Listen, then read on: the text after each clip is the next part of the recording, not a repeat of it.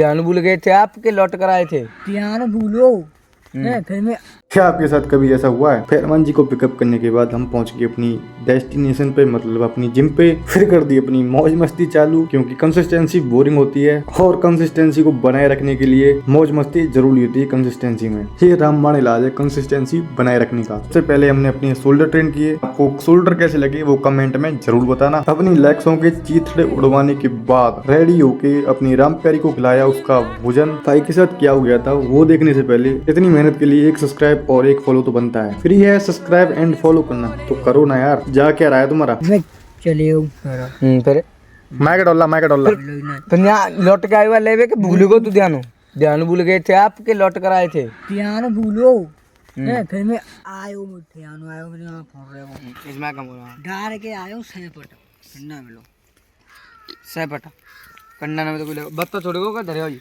डरो छोड़ो गाने चल रहे थे उसमें। गाने अरे यार माइक को पास ले जाओ, माइक को पास ले जाओ। ये लट्ठा